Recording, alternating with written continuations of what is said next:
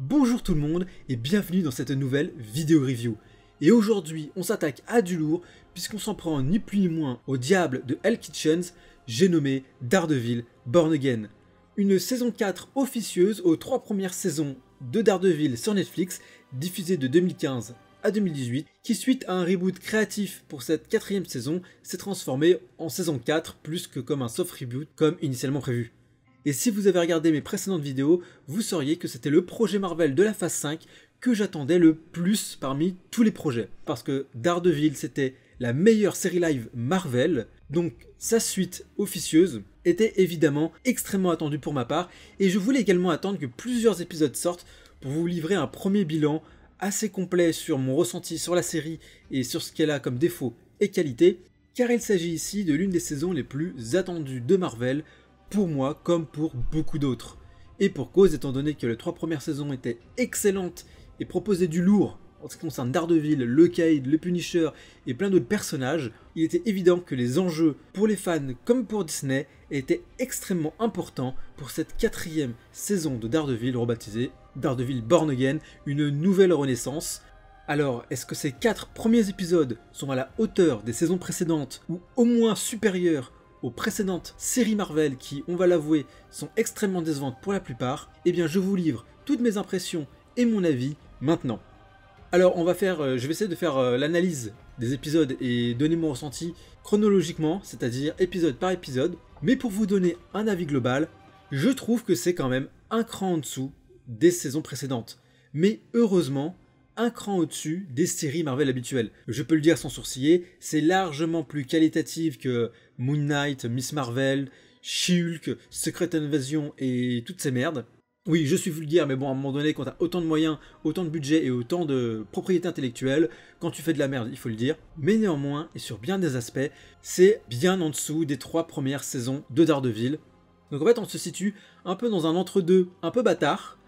Mais pour mieux vous situer, remettez-vous de la trilogie Wolverine qu'on a eue à l'époque, c'est-à-dire qu'on avait X-Men Origins The Wolverine, une grosse merde, une grosse de basse, The Wolverine, le combat de l'immortel qui était plutôt ok tiers, un peu osef, et Logan qui était vraiment voilà, le Saint Graal, la classe de maître, le film que tout le monde acclame. Eh bien, les premières saisons de Daredevil, c'est Logan, ce Born Again, c'est le combat de l'immortel, et le reste des séries Marvel, c'est X-Men Origins Wolverine. Donc là, en fait, on est simplement sur du ok tiers, avec fulgurance, mais globalement je passe quand même un bon moment devant cette série et je trouve qu'elle a plus à offrir que les précédentes séries Marvel, mais je vais développer tout ça. Bon alors la première chose qui frappe, c'est évidemment les 2 grosses bandes noires qu'on n'avait pas sur les précédentes saisons.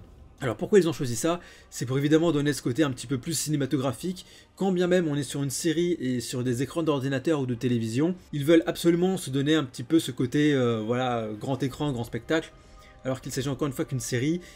Et ça les arrange bien puisque d'un point de vue technique ça permet de cacher plus de choses à l'écran et donc d'avoir moins d'effets numériques à mettre en place sur chaque plan. Et ça va donner un des premiers aspects que je peux appliquer un peu à tous les épisodes, c'est que on ressent quand même un aspect un petit peu plus cheap, un petit peu plus, c'est dur à dire, mais un peu manque de moyens par rapport aux précédentes saisons.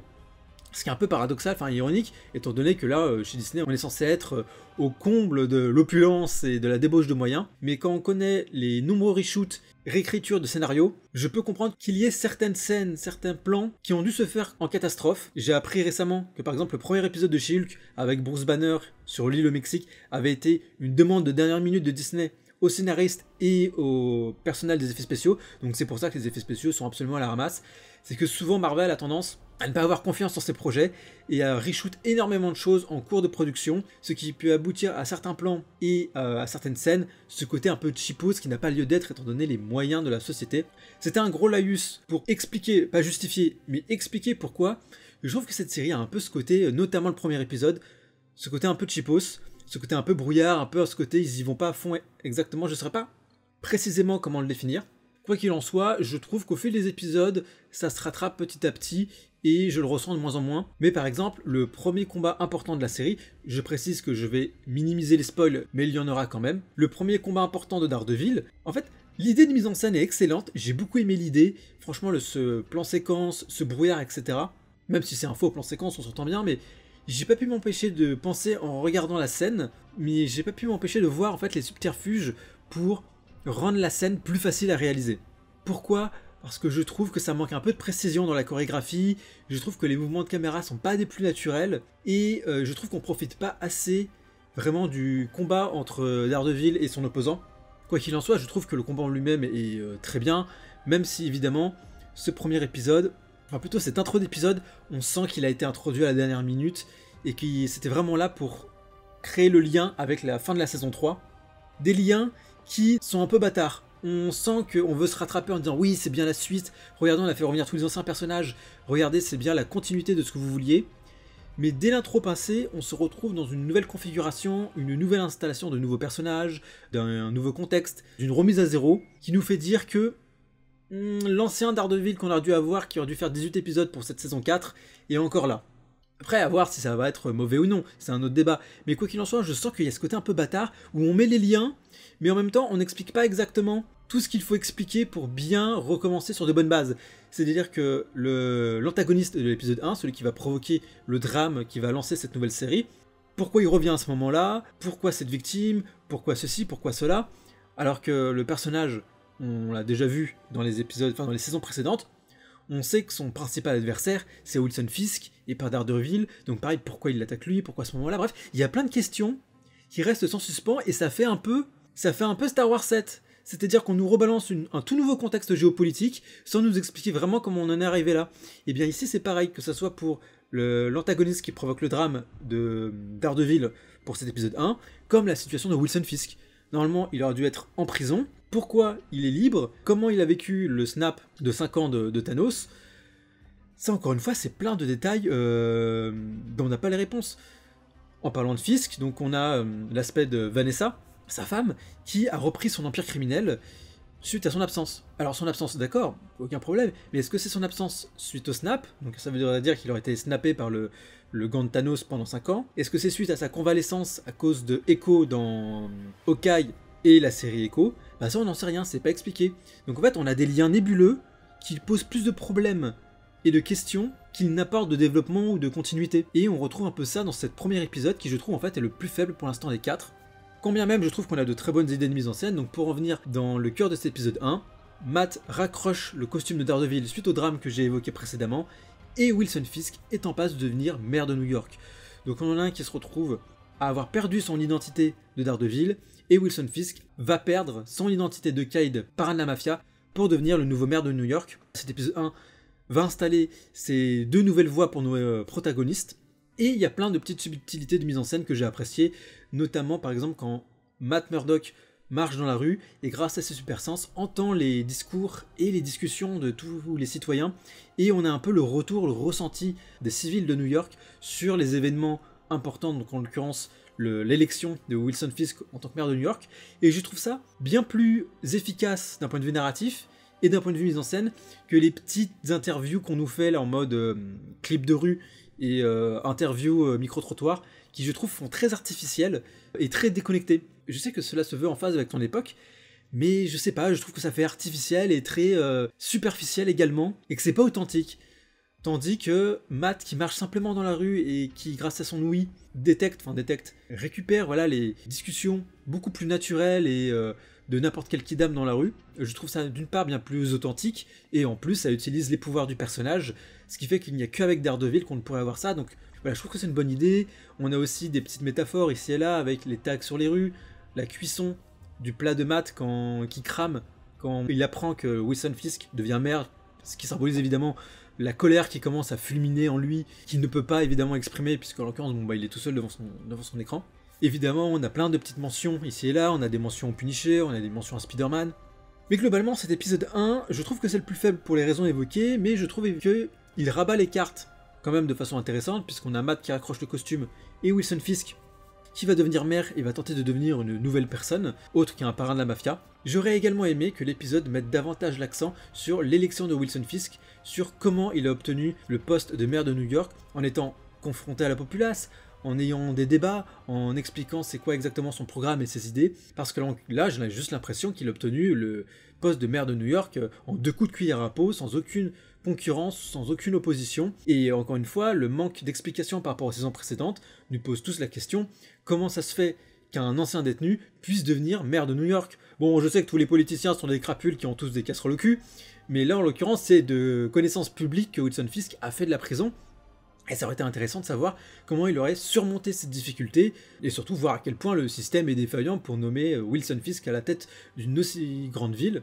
Donc ouais, cet épisode 1 finalement je trouve que c'est le plus faible des 4, bien que l'idée pour Daredevil et Matt Murdock soit bonne pour relancer son intrigue, je trouve qu'en l'occurrence celle de Wilson Fisk est beaucoup plus faible, du moins sur ses débuts, et c'est pour moi, je le redis, l'épisode le plus faible des 4. On passe à l'épisode 2, et cette fois-ci j'ai moins de choses à dire sur lui. C'est un épisode de transition où on apprend davantage à connaître la nouvelle vie d'avocat de Matt Murdock et la nouvelle vie de maire de Wilson Fisk, donc on va les deux être confrontés à des affaires différentes. Et encore une fois, je trouve que Matt Murdock s'en sort beaucoup mieux que Wilson Fisk avec l'affaire de White Tiger, même si c'est un peu gros puisqu'il tombe dessus de manière un petit peu par hasard, puisqu'il se trouve comme par hasard dans le même poste de police où a été incarcéré White Tiger pour son affaire. Bon, un peu facile mais soit. Et je trouve ça intéressant de le confronter à un autre justicier qui, dans l'épisode 3, va avoir des répercussions sur la psyché de Matt Murdock, on va y venir. Et évidemment, on a tout le côté enquête, le côté avocat qui est plutôt bien retranscrit ici et qui je trouve tout aussi intéressante et palpitante à suivre que une nuit de vigilante à la Daredevil. Et de l'autre côté, on a Wilson Fisk qui va reboucher des trous dans des autoroutes. Waouh, super, trop gentil, le maire ex-parrain de la mafia. Non, vraiment, oui, yes. Votant Wilson Fisk qui va reboucher les trous d'autoroute. Bon, vous l'avez compris à mon ton sarcastique. Je trouve ça un peu ridicule, cette idée de boucher le trou d'une route pour faire apprécier Wilson Fisk. J'aurais plus vu quelque chose, et ça va pas s'arranger dans les épisodes suivants, quelque chose d'un petit peu plus impactant pour la vie des citoyens et d'un peu plus impressionnant. Quelque chose qui vraiment montre qu'il a le pouvoir de changer les choses dans la ville, alors que là, reboucher un trou, waouh, incroyable. Ouais, l'ancien maire, c'est vraiment une merde à côté de Wilson Fisk qui rebouchait pas les trous de la ville. Bon, là, j'arrête. J'aborde ensuite sa thérapie de couple avec Vanessa, qui, bon bah, suite à l'absence de Fisk, l'a très mal vécu, pour X ou Y raison, et je trouve que cette thérapie de couple, bien que ça soit intéressant pour creuser un peu la psyché de Wilson Fisk, et notamment sur le concept de pardon, puisque la discussion qu'il a dans cet épisode avec Matt Murdock, bah, c'est clairement en fait ce qui se passe avec Vanessa, ça veut dire une confrontation entre deux personnages, puisqu'ils ont eu un passif entre eux, et autant entre Matt Murdock et Wilson Fisk, dans la petite cantina, j'ai trouvé cette scène extrêmement juste et qui marchait très très bien, qui met un peu à plat la relation entre les deux personnages, et en plus, c'est une discussion, mine de rien, assez sincère entre les deux, là où les deux personnages sont constamment en train de jouer avec leurs doubles identités et leurs réelles intentions ou leurs réelles méthodes.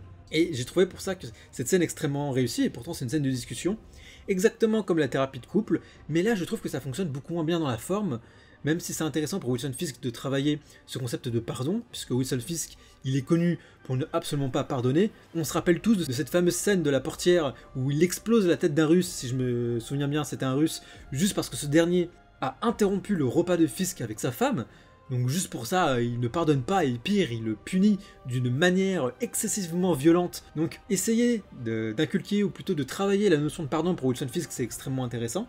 Je pense que ça va être amené à échouer, mais ça reste tout de même intéressant, parce que Wilson Fisk, bah, c'est l'antithèse de Daredevil, il ne pardonne jamais, tandis que Daredevil, il pardonne aux criminels en les restituant à la justice et en ne les tuant pas. Bref, c'est une notion très importante, point de vue thématique, pour Daredevil et Wilson Fisk, donc comme je dis, c'est pertinent de le faire, mais dans la forme, je trouve que cette thérapie de couple, comment dire, ça décharismatique, si je puis dire, Fisk, en l'humanisant beaucoup trop, en le rendant un peu trop gentillet, et je sais pas, parce que contrairement par exemple à l'accent qu'il va faire avec le commissaire de New York, avec ce côté un peu ridicule, où il mange un fast-food de manière un peu grotesque, un peu bouboule, sauf que derrière, il le menace en montrant que, je sais ce que t'as fait, mec, et je suis prêt à le dévoiler si tu fais, et je suis prêt à faire pire. Il y a ce côté ridicule qui est contrebalancé par ce côté extrêmement cruel et extrêmement fourbe. Donc là, ça fonctionnait.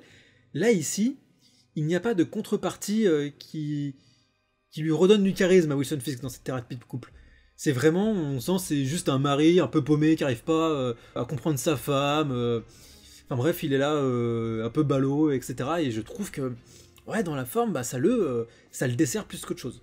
Et concernant Daredevil, il va être donc confronté aux flics pourris de New York en la présence des groupies du Punisher, puisqu'on voit les tatouages des flics qui en veulent à White Tiger, qui a malencontreusement tué l'un d'entre eux. Et pour l'instant, sur cette intrigue-là, ça va surtout se développer dans l'épisode 3, et très pertinente pareil vis-à-vis de Matt Murdock. Le montage est un petit peu bizarre entre les personnages de Wilson Fisk et de Matt Murdock.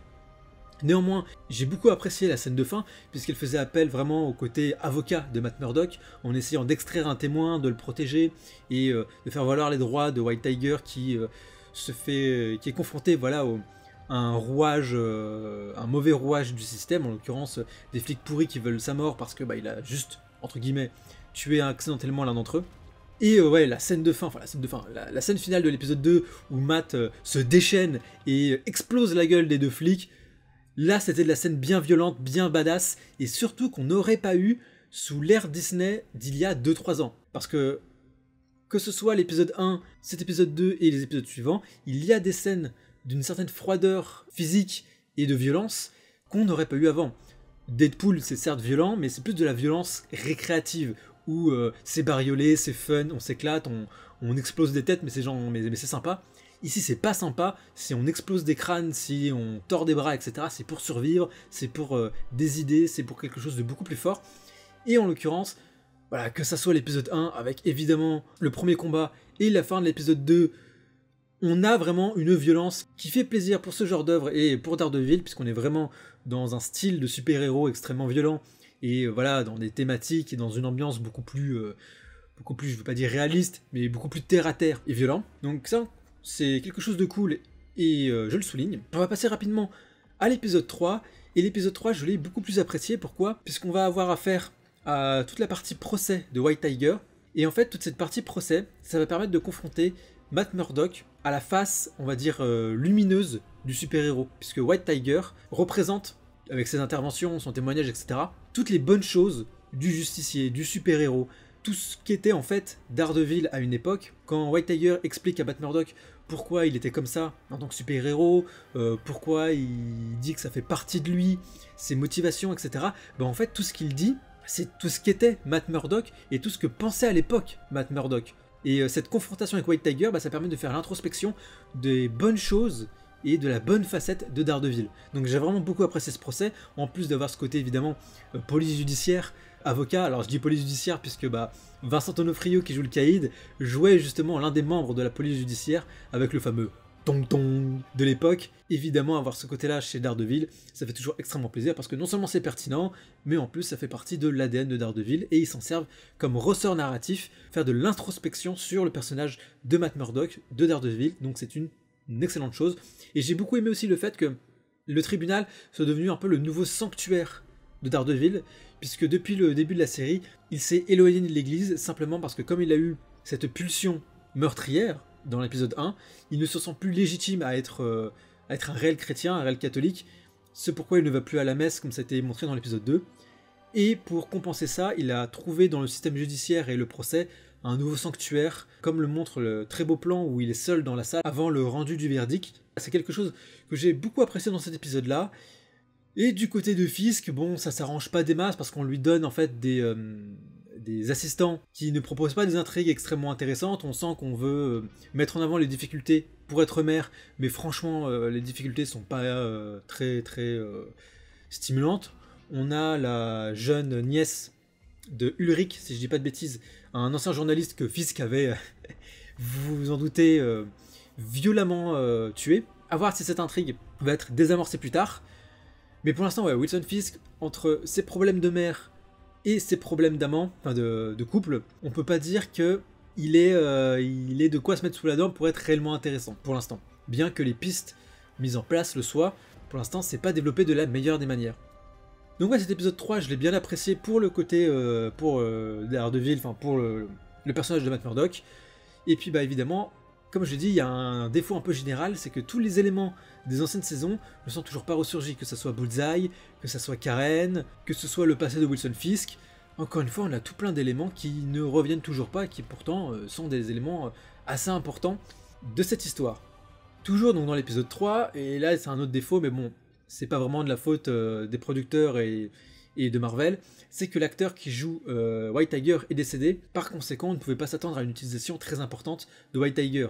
Son sort va être réglé d'ici la fin de l'épisode 3, et je trouve que autant l'idée est très intéressante de faire mourir ce personnage-là, autant je trouve que la mise en scène de la mort de White Tiger est complètement ridicule. Et je trouve que ça rejoint un autre aspect de évidemment, de cette absence d'acteur, si je puis dire, c'est que White Tiger, on l'a jamais vu en action, on l'a jamais vu réellement investi, dans le sens, nous spectateurs, c'est un parfait inconnu, on l'a jamais vu en action, on en sait au final très très peu sur lui, là où on nous explique qu'il travaille en tant que super-héros depuis 1 an, depuis la disparition de Daredevil, puisque entre l'intro de l'épisode 1 et le reste de l'épisode 1, il se passe 1 an, puisqu'en tout il se passe 7 ans entre la fin de la saison 3 et cette nouvelle saison, voilà, pour remettre un peu dans le contexte. Et donc ce White Tiger, finalement, il arrive un peu comme un super-héros sorti de poche, juste pour nous faire l'introspection de Daredevil, ce qui est encore une fois une bonne chose, hein, mais ça manque un peu d'investissement émotionnel en tant que spectateur, puisque pour nous c'est juste un no-name qui est sorti du chapeau, parce qu'il se fait éjecter de l'histoire de manière totalement anodine. Alors c'est impactant, parce qu'on l'a suivi durant 2 épisodes, et son procès était vraiment fort en émotion, mais voilà, sa fin de personnage est, dans sa mise en scène, extrêmement anodine, et on nous le présente sans nous montrer réellement ses activités, ce qui fait que, encore une fois, je trouve que l'élément mis en place qui est White Tiger, finalement, semble un peu, anodine, n'a pas réellement d'importance, alors que pourtant ça l'est, et je trouve ça dommage que la série n'ait pas réussi à mettre suffisamment d'emphase sur ce personnage, parce que finalement on aurait pu le remplacer par n'importe lequel super-héros. Pourquoi White Tiger? Eh bien, il n'y a rien qui justifie le fait que ce soit ce héros-là en particulier, et sa mort, malheureusement, est vraiment, je le trouve, ridicule, surtout que c'est censé être un super-héros avec des capacités surhumaines, une amulette qui lui donne des pouvoirs magiques, et la façon dont il se fait descendre, je trouve ça extrêmement ridicule, et faute à l'acteur qui, malheureusement, paix à son âme, est décédé, ou à la production qui, même sur les premiers scripts, n'a pas su donner une mort honorable au personnage. À vous de trancher. Quoi qu'il en soit, je trouve que ce personnage a malheureusement été pas sous-exploité, mais pas assez mis en lumière. Je sais, parce qu'il a été bien exploité, comme je l'ai dit, pour le traitement de Daredevil, mais finalement il n'a servi qu'à ça. Voilà.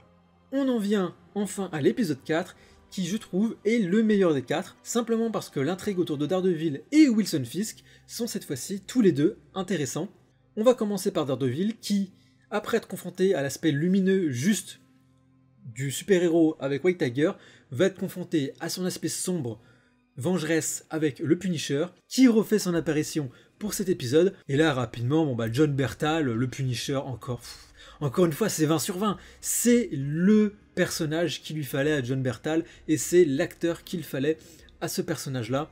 Non, vraiment, encore une fois, il a démontré... je veux dire, en l'espace, la scène, elle dure quoi 5 minutes, et la discussion qu'ils ont entre les deux sont j'en perds mes mots. Mais là, j'ai ressenti le Daredevil de l'époque puissant, avec des thématiques fortes, des discussions, des dialogues ultra impactants et qui nous fait réfléchir. Non, franchement, cette scène, c'était du 20 sur 20, et c'est extrêmement pertinent et juste, puisque là, on voit que il a ce côté culpabilité. Matt, il s'en veut pour la mort de son ami. Il s'en veut, et il le sent en lui, qu'il a envie d'exploser des têtes, que cette folie vengeresse l'habite, et voilà, il est confronté à ça avec le Punisher, qui lui dit ses 4 vérités, parce que comme il le dit si bien, il a été confronté à cette même culpabilité, il vit exactement ce que le Punisher a vécu toute sa vie, et donc encore une fois, là, contrairement à White Tiger, c'est extrêmement pertinent que ça soit le Punisher qui lui fasse ce discours-là, qui le confronte et avec qui il doit avoir une discussion. Donc voilà, acteur 20 sur 20, dialogue 20 sur 20, pertinence scénaristique 20 sur 20, je n'ai rien à redire. Là par contre, je mets une bombe ici. Si vous avez fait revenir le Punisher, aussi bon soit-il et aussi pertinent que soit cette scène, si vous l'avez utilisé que pour cette scène, allez vous faire foutre. Il a intérêt à revenir d'ici la fin de la saison, il a intérêt à être plus présent que cette simple apparition. Ceci étant dit, Matt Murdock est confronté à ça, évidemment il va enquêter, il va se mettre sur l'affaire White Tiger, évidemment il va essayer de comprendre pourquoi des personnes utilisant le logo du Punisher l'a abattu. Je vais pas m'éterniser là-dessus, ça va être sûrement développé durant les autres épisodes. On va passer à Wilson Fisk, qui cette fois essaye de développer un port de New York pour réindustrialiser la ville, sûrement, donc là je lui laisse le bénéfice du doute, pour le bénéfice des habitants, et évidemment il est confronté à toute la paperasse, à toutes les étapes nécessaires en tant que maire, etc. Et c'est intéressant de voir à quel point l'homme d'affaires dans la mafia qu'il était, est confronté en fait à la dure réalité de la vie, entre guillemets. C'est un peu bizarre, mais de voir à quel point la légalité propose davantage de chaînes que de réelle liberté que le monde illégal de la mafia. Et on a enfin cette thérapie de couple qui prend un côté intéressant, puisque là il explique, et là c'est intéressant parce que il reprend les scènes qu'on avait vues dans les saisons précédentes de lui enfant et de l'éducation qu'il a eu avec son père, il en fait mention ici. Donc là ça utilise enfin tout le background qu'on avait déjà du personnage pour le développer à l'instant T, notamment en ce qui concerne la relation avec sa femme, qui elle développe un peu plus pourquoi elle est ainsi et pourquoi voilà, elle ne se sent pas vraiment coupable, à l'inverse de Wilson Fisk qui essaye de demander, de pardonner à sa femme. Et en l'occurrence peut-être qu'il va le faire, mais en ce qui concerne l'amant de cette dernière, avec cette dernière scène, on retrouve le Caïd qui ne pardonne pas, mais qui est quand même un peu plus mesuré, puisque, spoiler, il a capturé l'amant de sa femme pour le torturer et le séquestrer, mais attention, bonté d'âme, il ne l'a pas tué, parce que pour le rappel, là on parle d'un homme qui a couché avec sa femme, qui l'a donc trompé d'un point de vue sentimental, donc ce qui est quand même quelque chose d'extrêmement important dans la vie d'une personne, alors qu'il a explosé la tête du mec juste pour l'avoir dérangé durant un repas. Il s'en sort extrêmement bien, l'amant de la femme pour l'instant. Et c'est intéressant de voir que le Born Again de la série, le sous-titre, a cet aspect intéressant que ça soit Daredevil ou Wilson Fisk, le Caïd, ils doivent essayer de devenir de nouvelles personnes, donc l'un pour sa femme et l'autre pour son soutien inconditionnel au système. Et déjà ça c'est intéressant, on a aussi le pardon pour Wilson Fisk avec son assistant qui a malencontreusement balancé quelques vérités sur sa campagne à une journaliste, et quand il voit la dévotion sincère de cet assistant là pour lui, donc c'est une loyauté qui n'est pas nourrie par la peur ou la crainte, mais vraiment par le respect et l'admiration, chose qu'il n'avait pas avec ses anciens hommes de main. Et ça pareil c'est très intéressant de le confronter à un nouveau type de loyauté, puisque le Caïd, comme je vous l'ai dit, il est connu pour punir à la moindre infraction, à la moindre déception, il t'explose. Donc tous les autres ils sont loyaux par crainte et vraiment par peur du Caïd, et là c'est l'inverse, ce jeune assistant l'admire réellement, et c'est pour ça qu'il a le courage d'avouer sa faute et d'arriver à se faire pardonner du Caïd, ce qui n'est vraiment pas rien, et c'est pour ça que c'est intéressant de voir le Caïd pardonner, contrairement à ce qu'il était avant, puisque là il est confronté à une réelle loyauté, une loyauté bonne, bénéfique si je puis dire. Mais là où c'est encore plus intéressant, c'est quand on voit le regard médusé de la associée de presse, parce qu'en fait on voit que cette association entre le Caïd et cet assistant, même si le pardon est sincère et que cette loyauté est sincère, on sent que ça va mal finir, ou au mieux que ça va aboutir à quelque chose de malsain. Et ça j'ai beaucoup apprécié, et j'ai hâte de voir les réels changements que va apporter Fisk, parce qu'au-delà du port qui va réindustrialiser la ville, peut-être que ça va être en fait une couverture pour du trafic d'armes ou du trafic de drogue, etc. Il y a aussi cette sous-intrigue où les mini-mafieux de New York sont en train de s'entre-déchirer pendant qu'il est devenu maire, pendant qu'il a quitté la place de parrain de la mafia, et à voir si ça va aboutir à quelque chose, je l'espère du moins. Ici, toute la partie Wilson Fisk, Caïd, a été rehaussée d'un coup. La partie Daredevil, comme pour l'épisode 3, très bonne, et en plus il va, après s'être confronté à la partie lumineuse et sombre, va réenfiler le costume en s'entraînant à la fin de l'épisode. Là on a nos deux personnages, donc on a presque un nouveau Wilson Fisk, et presque en fait un Daredevil qui va revenir un peu à l'ancienne, qui vont de nouveau se confronter. On a des fils rouges pour nos deux personnages principaux, assez clairs et qui évoluent en fonction des événements. Cependant, un défaut un peu global que j'ai à cette série, c'est qu'il n'y a pas vraiment de fil rouge global, de scénario, d'intrigue qui s'est mise en place. Parce que comme je vous l'ai dit, là, Fisk n'a pas d'objectif à proprement parler. Il a voulu devenir maire pour devenir une nouvelle personne et influencer sur cette ville d'une nouvelle manière, mais on ne sait pas quel est son objectif concret en tant que maire. Et pareil pour Daredevil, qu'est-ce qu'il veut réellement faire? Bon, il veut toujours faire le bien en tant qu'avocat cette fois, mais concrètement, c'est quoi la grosse intrigue qui va le faire tenir 8 épisodes? Parce que pour l'instant on a juste eu le drame qu'il a subi à l'épisode 1, le drame qu'il a résolu, enfin qu'il est en train de résoudre avec White Tiger, mais pour l'instant Fisk qui fait un peu sa vie à côté.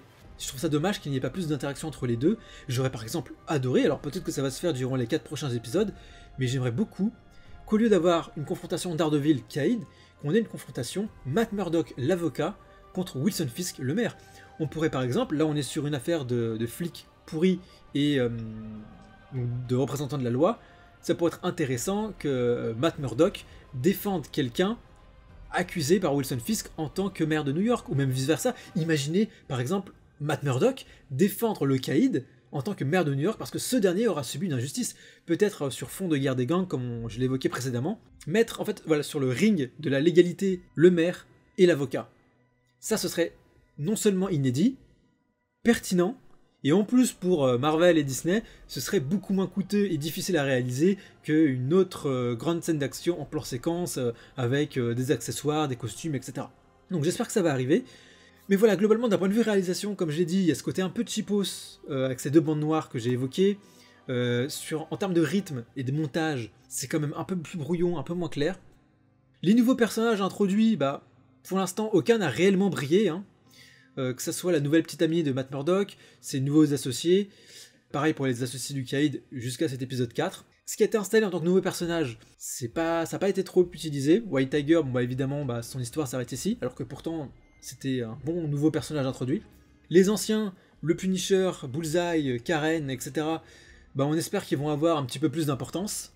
Donc bref, j'espère qu'on aura une réelle intrigue qui va nous permettre de lier tous ces personnages-là pour les faire briller et développer l'intrigue, parce que c'était encore une fois la force des précédentes saisons de Daredevil, qui sont encore une fois, je le répète, bien au-dessus de ce qu'on a là, tant d'un point de vue technique que narratif, parce que même les personnages secondaires étaient intéressants et avaient une évolution extrêmement pertinente, extrêmement juste, par rapport au reste des personnages.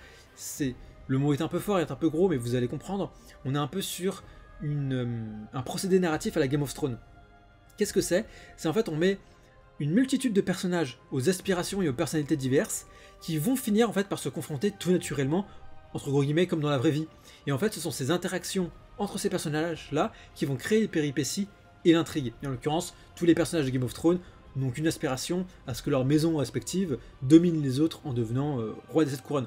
Dans Daredevil, en fait, on avait deux poules de personnages. On avait les personnages mafieux et les personnages représentants de l'ordre. Et ils arrivaient à se confronter les uns des autres pour, entre guillemets, la domination de la ville. Et même Nadine, qui était l'agent du FBI, avait une incroyable évolution entre Poindexter, qui était un méchant, Bullseye, et Daredevil, qui était Et son intrigue se mêle extrêmement bien à celle de Wilson Fisk et des autres personnages. Pareil pour Karen Page, pareil pour Foggy, pareil pour Vanessa également, bref. Bah là, on sent qu'à part Wilson Fisk et Matt Murdock, tout le reste des personnages sont un peu là, en tant que satellites, à tourner en rond, sans jamais réellement évoluer. Et je trouve ça extrêmement dommageable parce que ils servent à rien, ils n'ont pas vraiment pour l'instant de développement. Néanmoins, avec toutes les qualités que j'ai évoquées d'un point de vue narratif et mise en scène, je trouve que c'est largement mieux que les précédentes saisons Disney. Pour moi, il n'y a que Loki saison 1 et WandaVision saison 1 qu'on peut qualifier de bonnes séries Marvel. Mais là, je m'égare un peu, j'aimerais dire une dernière chose sur le personnage de Muse, qu'on a vu sporadiquement sur ces 4 premiers épisodes, qui est donc un nouveau super vilain introduit en live action dans cette nouvelle saison Marvel. Et pour l'instant, il est très flottant et nébuleux, mais de tout ce qu'on en a vu, il me plaît bien ce Muse.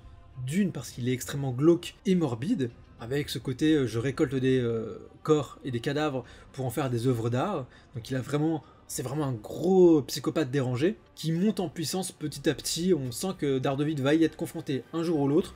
Par contre, le Caïd, je ne sais pas. Quoi qu'il en soit, j'aime beaucoup son design, j'aime beaucoup son introduction, et son style de super vilain. Il fait un peu penser à un super vilain de Batman. Ce côté psychopathe, on va devoir aller trifouiller dans les fondements de la psychologie humaine, etc. Je l'aime bien. À voir ce qu'ils vont en faire, encore une fois, tout est possible. Mais voilà, plus globalement, vous avez eu mon avis sur ces 4 épisodes.